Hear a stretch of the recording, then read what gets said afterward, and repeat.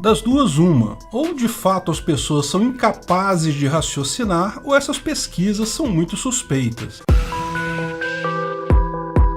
Esse é o Visão Libertária, sua fonte de informações descentralizadas e distribuídas. Uma pesquisa realizada pela Cast Consultoria entre os dias 30 de setembro e 3 de outubro, ouvindo 2.048 pessoas de todas as regiões do país, indica que Lula é considerado o melhor candidato para combater a corrupção por 28% das pessoas. Olha que tragédia. Em segundo lugar vem Bolsonaro com 24% e Sérgio Moro aparece no terceiro lugar com 14%. Esses números parecem paradoxais. Como Lula, o cara condenado em 2 processos por corrupção, que liderou o governo mais corrupto da história do país e o partido responsável pelos principais escândalos de corrupção dos últimos 20 anos, pode ser visto como melhor para resolver os problemas de corrupção? Das duas, uma. Ou de fato as pessoas no Brasil são incapazes de raciocinar, ou essas pesquisas têm algo de bem estranho por aí. Quando a gente lembra que a Cast Consultoria é dirigida por Felipe Nunes, um professor de economia do UFMG, conhecido crítico de Bolsonaro, e que a pesquisa foi divulgada pela Veja, uma revista da mídia tradicional, é tentador acreditar que se trata de apenas mais uma pesquisa encomendada, como tantas outras, objetivando dar aquela esperança à militância petista, decepcionada com o fato que o impeachment de Bolsonaro não vai acontecer. Mas eu penso diferente. Eu tenho fé na capacidade de raciocínio das pessoas. As pessoas, todas elas, das mais inteligentes às mais limitadas,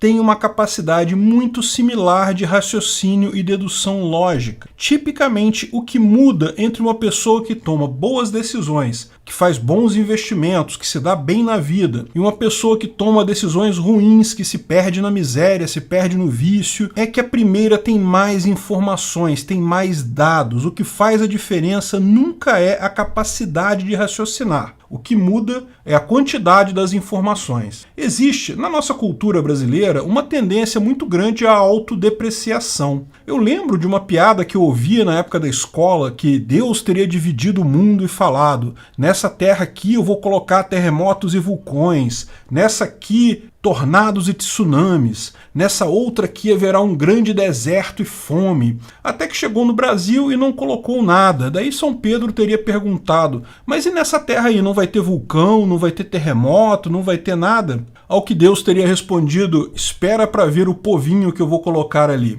O que mais me chamava a atenção nessa piada é que ela era contada por brasileiros, tais como eu, como se isso não se aplicasse a eles próprios. E pior, raramente alguém se revoltava com isso, mesmo sendo todos brasileiros. Mas eu tenho que reconhecer que essa tentativa de autodepreciação parecia calcada em alguns pontos da verdade. Os brasileiros reelegeram Getúlio Vargas. O cara tomou o poder à força, destruiu o país com uma ditadura fascista absurda, e até aí você pode dizer, ele usou a força, tinha um exército a seu favor, não havia nada que o povo pudesse fazer para tirar ele. Mas daí ele saiu por conta própria e poucos anos depois ele se candidata e o povo vota nele. Caramba, como? É preciso ter realmente uma qualidade particular de lerdeza mental para fazer isso. Como o povo votou em Lula em 2006, mesmo depois do escândalo do Mensalão. Filmagens e mais filmagens mostrando troca de dinheiro entre parlamentares e governo.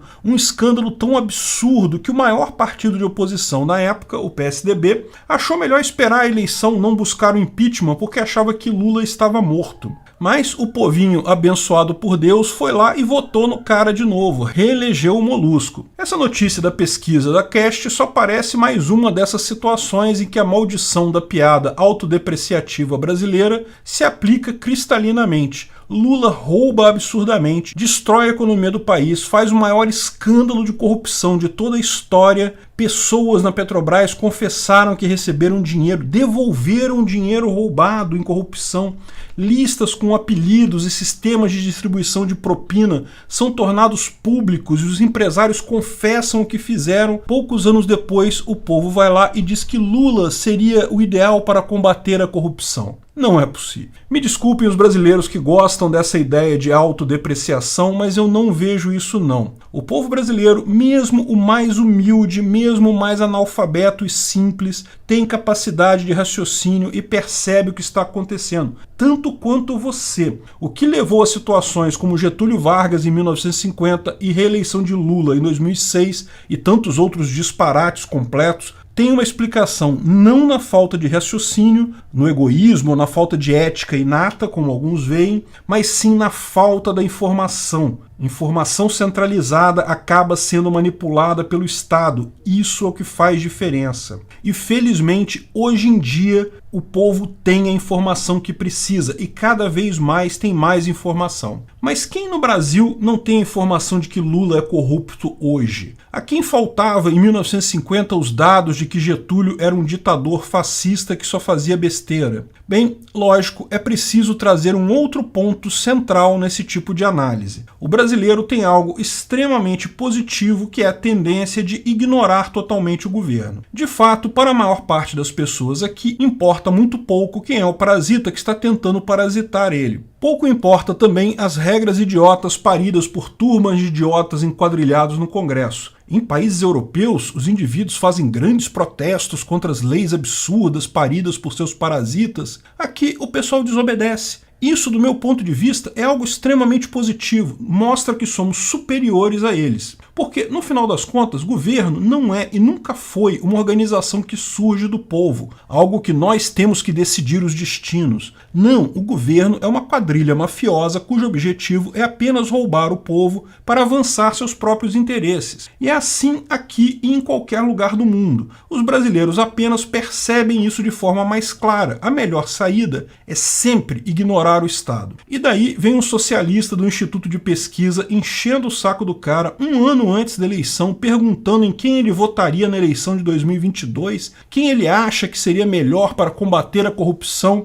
Cara, ele responde o primeiro nome que vem à cabeça. Ele tem ouvido um monte de gente criticar o Bolsonaro na televisão, então ele pula esse nome e o segundo nome que vem à cabeça dele é o Lula. Ele fala isso e taca o foda-se. Ninguém se importa com política de verdade. O brasileiro é ANCAP por natureza. Ninguém tá nem aí para político. Pode ver que a ordem dos candidatos, tanto na pesquisa de votos quanto na pesquisa sobre qual é o candidato mais preparado para combater a corrupção, é simplesmente a lista de candidatos mais conhecidos, com o deslocamento negativo do Bolsonaro devido a estarem batendo nele dia e noite na televisão. Lógico, institutos de pesquisa tendenciosos também têm sua participação nessa coisa. Pesquisas de opinião são coisas caras, ninguém dá dinheiro para os outros de graça. Se você está vendo uma pesquisa de opinião sem pagar nada por ela, é porque alguém pagou por ela e te mostrou exatamente porque quer te influenciar com ela. Pesquisa de opinião a um ano das eleições não querem dizer nada. Com raríssimas exceções, o candidato que estava na frente um ano antes das eleições não ganhou. Veja só, em outubro de 2017, Lula liderava as pesquisas para 2018, com Marina Silva em segundo lugar e Bolsonaro em terceiro. Você pode até alegar que tiraram o Lula da corrida, mas ninguém tirou Marina Silva.